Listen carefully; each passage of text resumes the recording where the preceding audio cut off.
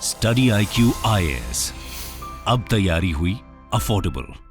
अगर आपको ये बताया जाए कि उड़ीसा के हुए ट्रेन हादसे की एक प्रकार से कड़ियां 1 साल पहले ही इंडिया के कैग ने बताई थी, तो आप क्या कहेंगे? देखिए, हमारे आसपास जो रिपोर्ट्स आती रहती हैं, पर्टिकुलरली सरकारी एजेंसियां से जो रिपोर्ट आती हैं, that are the most important as well as important clues through which governance and governance structures can be foretold about such accidents, right? यानी कि पहले से संकेत बहुत सारे थे। मैं बात कर रहा हूं कैग के, यानी कि controller and auditor General of India के परफॉर्मेंस ऑडिट का 2022 के नवंबर में ही एक प्रकार से पार्लियामेंट में लेट की करती गई थी by president out there. And this is what we will discuss. But before we even discuss, let me first begin by giving our condolences to thousands of victims out there in the Odisha train accident.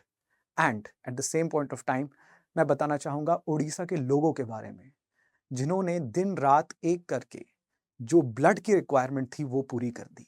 इतना ही नहीं, जितनी ज्यादा जरूरत थी उससे कई ज्यादा blood देने वालों की लाइन लग गई थी वहां पर। So yes, people of Odisha deserve credit from on behalf of all of the fellow Indians out there. So let us begin with that note, the report of CAG. Now, CAG का report आप देख रहे हैं policy watch, मैं हूं आशीष। CAG का report एक प्रकार से आर्टिकल 151 के तहत एक परफॉर्मेंस ऑडिट, उसके साथ में डिस्क्रिशनरी ऑडिट के रूप में या फाइनेंशियल या फिस्कल ऑडिट के रूप में भी आता है। यानी कि सरकारें कितना पैसा खर्चा करती हैं उसके ऊपर भी ऑडिट होते हैं, और उस पैसे से कितना लाभ हो रहा है, क्या उस पैसे की परफॉर्मेंस या उस पैसे का डिस्क्रिशनरी पावर्स, जिस तरीके से पैसा खर्च किया जा रहा है, क्या उसके एवज में वो काम हुआ कि नहीं हुआ, ये भी ऑडिट करती हैं कंट्रोलर एंड ऑडिटर जनरल। आप देख रहे हैं गिरीश चंद्र मुर्मू को, जो प्रेजेंटली कैग है, हमारे कंट्रोलर एंड ऑडिटर जनरल हैं, who comes to the office under article 148। But सबसे जो इंपॉर्टेंट चीज है जो इन्होंने परफॉर्मेंस ऑडिट में बताया था, उसी परफॉर्मेंस ऑडिट को आज हम पॉलिसी वॉच के तहत आपके सामने लाए हैं। Before I begin with that report, I want to tell my dear students, those who are preparing for UPSC Civil Services 2024, हम आपके लिए प्रीलिम्स टू इंटरव्यू बैच लाए हैं। ये एक प्रकार का पूरा पैकेज है जो प्रीलिम से लेके इंटरव्यू तक आपका हाथ थाम कर एग्जाम के लास्ट स्टेज तक आपको पहुंचाता है। At the same point of time, this is a mains residential programme, यानी कि जैसे ही आप प्रीलिम्स पास करेंगे, आपको मेंस की ऑफलाइन तैयारी स्टडी IQ के कैंपस दिल्ली में बुलाकर किया जाएगा एट नो एडेड कॉस्ट। यही कॉस्ट आपको यूज किया जाएगा, but at the same point of time आपको ये कॉस्ट तब मिलेगा जब आप कोड यूज करेंगे, code ASH Live। When you apply this code you will get discounted price at a much better rate.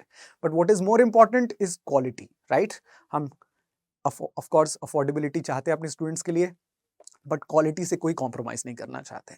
इसी क्वालिटी की बात इस रिपोर्ट में होने वाली है। तो ये रिपोर्ट है क्या?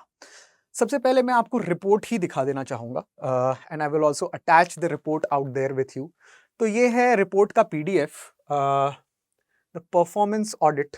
अगर आप यहां पर देखें, report of the Controller and auditor General of India, derailment in Indian railway services, ये परफॉर्मेंस ऑडिट है। 2017 से लेके 21 तक का ये रिपोर्ट है। पर्टिकुलरली 2022 के नवंबर में ये पब्लिश हुआ था, और इसी रिपोर्ट को हम एनालाइज कर रहे हैं। नाउ इस रिपोर्ट में सबसे पहले अगर आपको कुछ बताया जाएगा in the few very first paragraphs, वो ये बताया जाएगा कि भारतीय रेल या इंडियन रेल नेटवर्क्स कितनी लंबी है, कितनी बड़ी है।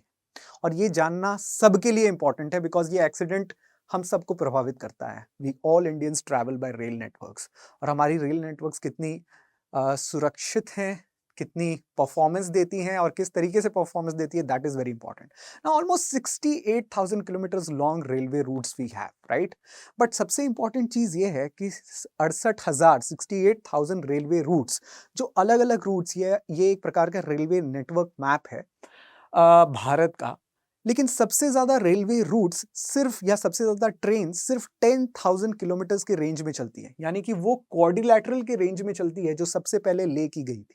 यानी कि दिल्ली से मुंबई, मुंबई से चेन्नई, चेन्नई से कोलकाता, जिसे हम गोल्डन क्वाड्रिलैटरल भी कहा करते हैं।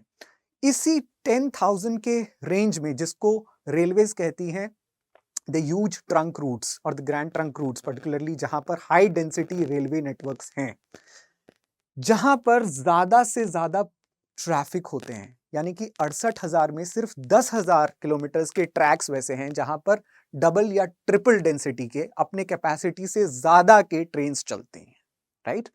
और ये ट्रैफिक रूट्स ज्यादातर उसी क्वाड्रिलैटरल का पार्ट है, यानी कि दिल्ली, मुंबई, चेन्नई, कोलकाता के बीच चलने वाली रेलवे लाइंस का पार्ट है।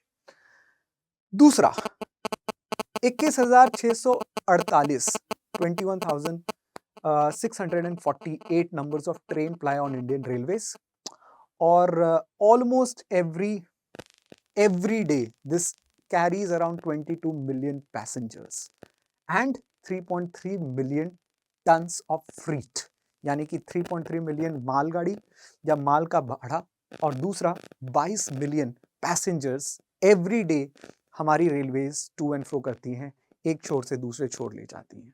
तो ये आपको बताता है कि रेलवे कितनी बर्डनड है, हमारी भारतीय रेलवे। पर्टिकुलरली जो मुद्दे की बात है, समझने वाली बात है, out of 68,000, 10,000 kilometres is where this traffic goes for a very high burden. Now इससे क्या, इससे ये हुआ कि ये रिपोर्ट कह रही थी कि ट्रैक रिकॉर्डिंग ठीक से हुई ही नहीं during the time period of 2017 to 2021। ये रिपोर्ट 2017 से लेके 2021 तक के रिकॉर्डिंग्स को मान रही है या सेफ्टी मेजर्स को देख रही है। मैं अगेन टेबल्स ले रहा हूं from this very same report, इसी रिपोर्ट से मैं ये टेबल्स ले रहा हूं। ये रिपोर्ट कहती है सबसे पहले में कि ट्रैक रिकॉर्डिंग, यानी कि ट्रैक के मेंटेनेंस के लिए जो कार यूज करते हैं या जो मेजर्स हम यूज करते हैं, वो ज्यादातर चली ही नहीं। और मुद्दे की बात यह है कहां पे नहीं चली, पर्टिकुलरली ईस्टर्न सेंट्रल रेलवे में। अगर आप ये जोन देखें, ECR, जहां पे उड़ीसा आता है, eastern coastal railway, eastern central railway, यहां पर ऑलमोस्ट 100% शॉर्टफॉल था। यानी कि ट्रैक्स की देखरेख में, अगर ट्रैक्स में कहीं क्रैक हैं या ट्रैक्स ठीक से ले नहीं की गई हैं, या ट्रैक्स जो हैं क्षतिग्रस्त हो चुकी हैं, there are some wear and tears because of adverse weather events भी ये होते रहे हैं, क्रॉसिंग की वजह से ये होता है, और भी बहुत सारे अन्य रीजंस होते हैं। तो रेलवेज जो है एक ट्रैक रिकॉर्डिंग कार रखती है, ट्रैक मेंटेनेंस कार रखती है, जो ट्रैक्स पर चलती हैं और उसका मेंटेनेंस करती हैं। फॉर योर बेनिफिट, मैंने इस ट्रैक रिकॉर्डिंग कार को आपको दिखाने के लिए जो इंडियन रेलवेज यूज करती हैं, I have used this particular video which I would like to you all to see. अगर आप इस वीडियो को देखें, ये इस तरीके से ट्रैक रिकॉर्डिंग कार काम करती हैं। ये ट्रैक रिकॉर्डिंग मेंटेनेंस कार है, यानी कि ये ट्रैक्स पर चल रही हैं और साथ ही साथ मेंटेनेंस का भी काम कर रही हैं, राइट। ये कार, ये रेलवेज की कार ज्यादातर ईस्टर्न सेंट्रल रेलवे में कैग की रिपोर्ट कहती है कि चली ही नहीं, यूज ही नहीं हुई। That is a very, if I would say, disheartening thing.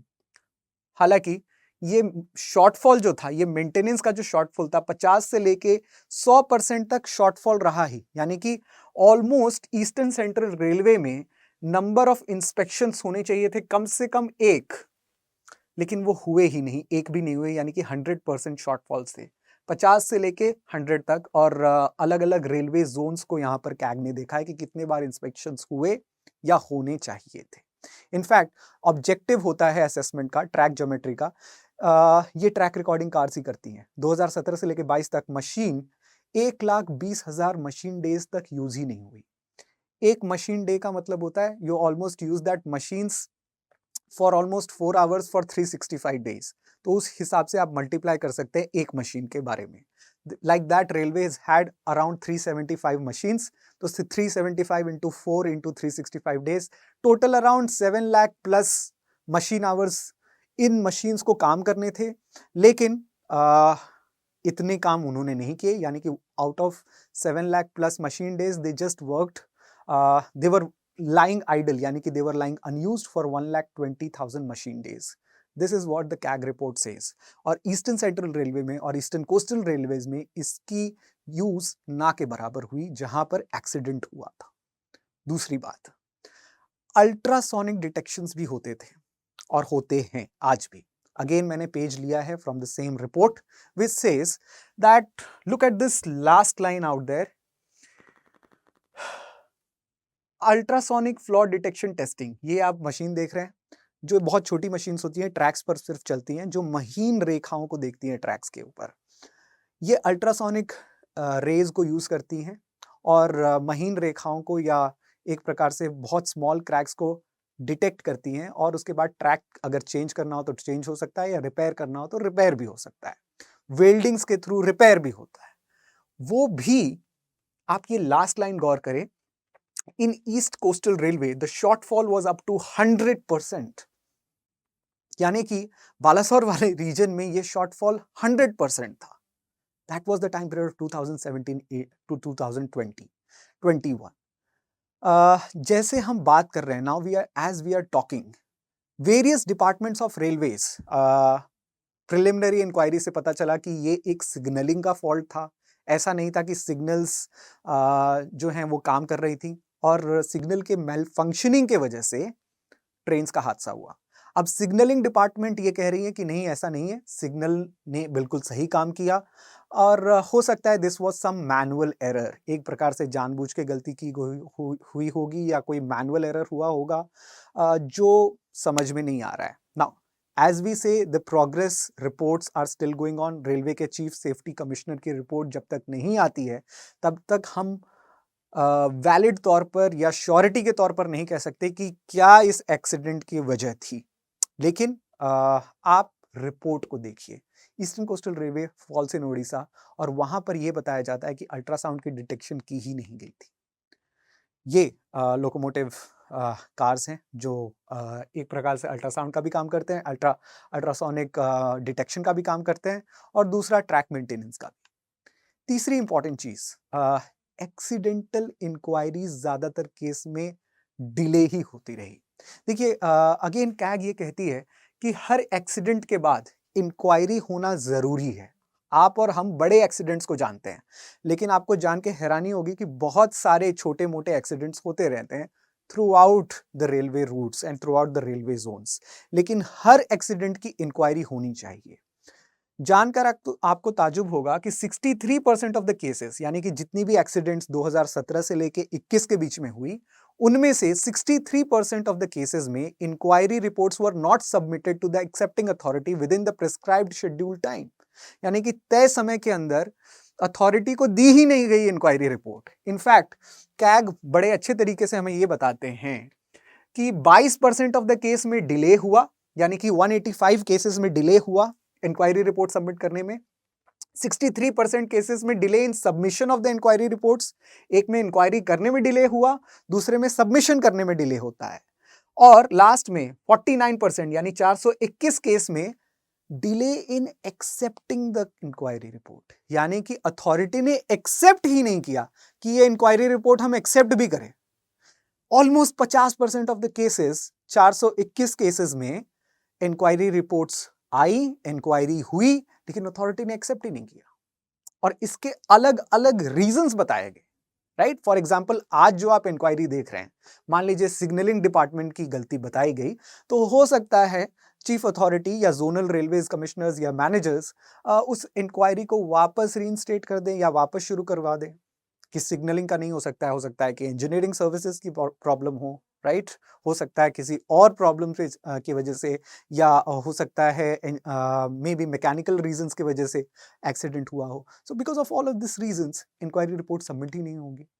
Lastly, एक फंड बनाया गया था, राष्ट्रीय रेल संरक्षा कोष, RRSK, और ये 2000 अराउंड 17-18 में बनाया गया है with a corpus of 1 lakh crore rupees. लेकिन इसे 5 साल में बांटा जाना था, यानी कि हर साल 20,000 करोड़ रुपए रेलवे सेफ्टी पर खर्चे होने थे। राष्ट्रीय रेल संरक्षण कोष ये सेफ्टी फंड की तरह काम करता है। अब इस सेफ्टी फंड का बजट देखिए, budget almost 20,000 crore per year के हिसाब से होना चाहिए था। आप देखिए अमाउंट डेफिसिट में कितना जा रहा है, कि कितना बजट था और कितना मिला। आप देख सकते हैं इन 2017-18 5,000 करोड़ बजट था, almost 100% was in deficit, use ही नहीं हुआ। देन 2018 एंड 19 जहां पर ये सबसे ज्यादा यूज होता है, 3,000 करोड़ के ऊपर, यस 39% डेफिसिट था। फिर भी आप कह सकते हैं that this was a good use. But look at 2019, 2020. 2019-20 200 crore रुपए खर्च होते हैं सिर्फ 5,000 करोड़ के बजट में. एबिसिमल परफॉर्मेंस, यानी कि गवर्नमेंट ऑफ इंडिया या रेलवे मिनिस्ट्री सरप्लस में बजट दे रही है आपको सेफ्टी के लिए, कैपिटल एक्विजिशन के लिए, नए मशीन्स खरीदने के लिए. सेफ्टी, पर्टिकुलरली सेफ्टी ही इस फंड का नाम है. फिर भी रेलवे इसको यूज नहीं कर पा रही है. That creates a problem. अगर आप टोटल डेफिसिट देखें 2017 से लेके 2021 तक का, तो कैग बताती है कि 78% of the total given funds of RRSK, राष्ट्रीय रेल संरक्षण योजना, was not used. Finally funds, railway के अपने फंड्स बहुत ही खराब स्टेट में हैं. सबसे पहले तो इसका डिमांड ऑफ ग्रांट्स देखिए. बजट पास होने के पहले डिमांड ऑफ ग्रांट्स पेश किया जाता है हर मिनिस्ट्री की तरफ से. इस डिमांड ऑफ ग्रांट्स में रेलवे मिनिस्ट्री ये बताती है कि उनका ऑपरेटिंग रेशियो 107% है. What is operating ratio? Operating ratio जितना कम होगा उतना ही ज्यादा अच्छे तरीके से आप मानते हैं कि रेलवे चल रहा है. यानी कि रेलवे को अगर 100 रुपए कमाने हैं तो रेलवे 107 रुपए खर्च करती है. ये कितनी उल्टी बात है इंडियन रेलवेज के लिए. हमारी ऑपरेटिंग रेशियो 107% है इन 2021 and 22. This is going in deficit. आप 100 रुपए कमाने के लिए पैसे गवा रहे हैं. That doesn't make any economical sense. Now, all of you can say that, sir, railway is a state corporation या state ministry है, government की ministry है. It's a welfare project out there, welfare के लिए. But you know what? Anything which is economically out there, अगर मान लीजिए कोई भी economical चीज हो, अगर government कोई company ही चला रही हो, अगर उसे कम से कम प्रॉफिट ओरिएंटेड नहीं लेकिन टर्नओवर ओरिएंटेड तो बनाना चाहिए. ये बात हम सब मानते हैं कि गवर्नमेंट की एजेंसीज प्रॉफिट के नहीं, वेलफेयर के लिए काम करनी चाहिए. बिल्कुल बात सही है. लेकिन अगर गवर्नमेंट की एजेंसीज अपना खर्चा भी नहीं निकाल सकती हैं तो कल को पेंशन्स, सैलरीज और रख रखाव के लिए भी पैसा नहीं रहेगा. कम से कम उसका तो टर्नओवर पूरा होना चाहिए, राइट? वो भी नहीं है, हम डेफिसिट में हैं. The other thing, loss in passenger service. Railways passenger से कुछ नहीं कमाती है. पैसेंजर सर्विस हमारा डेफिसिट में जाता है. ये दोनों ग्राफ्स जो येलो में है और रेड में है, ये बताता है passenger coaching services, passenger and other coaching services. सिर्फ फ्रीट सर्विसेज जो ब्लू में है, वो सिर्फ एक प्रकार से रेलवेज को पैसा देती है. But you know what, railway has this habit कि फ्रीट सर्विसेज से, यानी कि जो माल भाड़ा है, उससे जो वो पैसा कमाती है, वो पैसा लेके वो पैसेंजर सर्विस को सब्सिडाइज करती है, पैसेंजर सर्विस को और कम करती है, पैसेंजर्स के भाड़े को और कम करती है. और उसके वजह से ये जो क्रॉस सब्सिडी है, ये क्रॉस सब्सिडी रेलवे के लिए भारी पड़ रहा है. रेलवेज ना तो फ्राइट के लिए अपने आप को, यानी कि ना तो माल भाड़े के लिए अपने आप को जस्टिफाई कर रहे हैं, और ना ही पैसेंजर सर्विस एक प्रकार से उनका प्रॉफिटेबल बिजनेस रह चला है. Both of the services are becoming unviable. Lastly, loan का बर्डन. रेलवेज पर लोन का बर्डन इतना है कि वो ऑलमोस्ट 9 to 8% इंटरेस्ट कंपोनेंट्स बढ़ता जा रहा है. It was at around starting of 2015-16 4% हम इंटरेस्ट दे रहे थे लोन्स पे, बट ये इंटरेस्ट कंपोनेंट्स बढ़ता जा रहा है. आप कह सकते हैं कि इंटरेस्ट कंपोनेंट कैसे बढ़ेगा? बिकॉज जैसे ही आप लोन्स बढ़ा देते हैं, लोन्स की सर्विसिबिलिटी उतनी ज्यादा बढ़ती है. जितना आप लोन्स लेते हैं उतना ज्यादा आपको लोन्स का इंटरेस्ट भरना पड़ता है, right? In fact budgetary support government का रेलवेज को जो जाता है वो कम हो रहा है, और एक्स्ट्रा बजटरी सपोर्ट यानी कि अन्य तौर पर लाइक PPP और for example public private partnership हो, या gross budgetary, extra budgetary requirements के थ्रू, एडवर्टाइजमेंट्स के थ्रू, या और किसी कोलैबोरेशन के थ्रू गवर्नमेंट या रेलवेज जो हैं पैसा इकट्ठा कर रही हैं, and that is costing them heavy interest. ये सब रेलवे के खस्ता हाल को बताता है.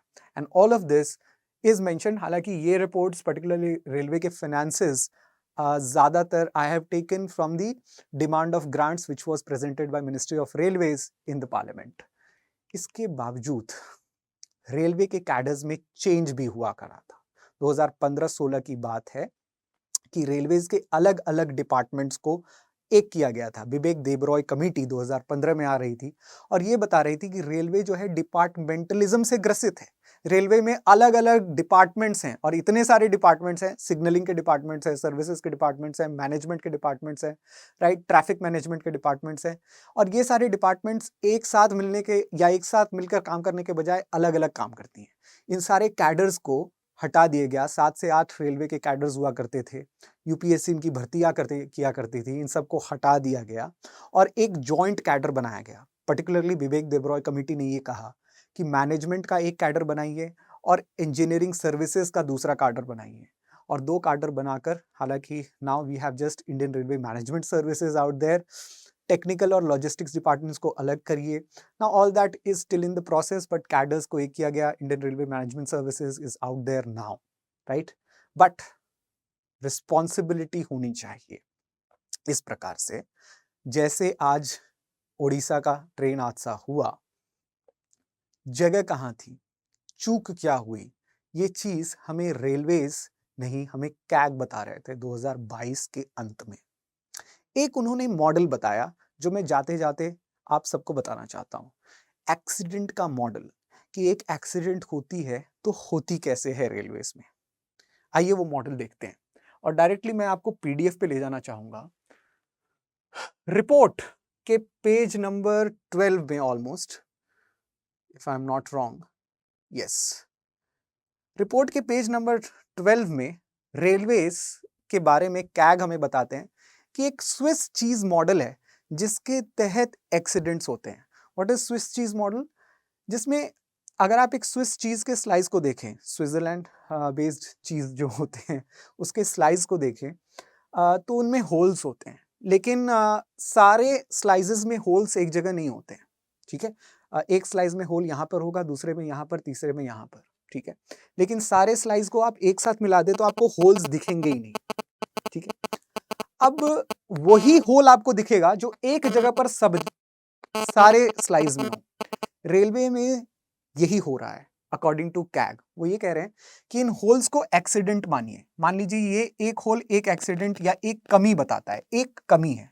मान लीजिए एक जगह पर सिग्नलिंग नहीं काम कर रहा है, तो दूसरा डिपार्टमेंट तुरंत उस होल को बंद करेगा, बिकॉज सिग्नलिंग स्टेज जो है, हो सकता है एक दूसरे डिपार्टमेंट ने या दूसरे स्टेज ऑफ मॉनिटरिंग ने देख लिया कि यहाँ पर सिग्नल काम नहीं कर रहा है, तो ठीक है, वो होल बंद हो जाएगा, आगे एक्सीडेंट्स नहीं होंगे।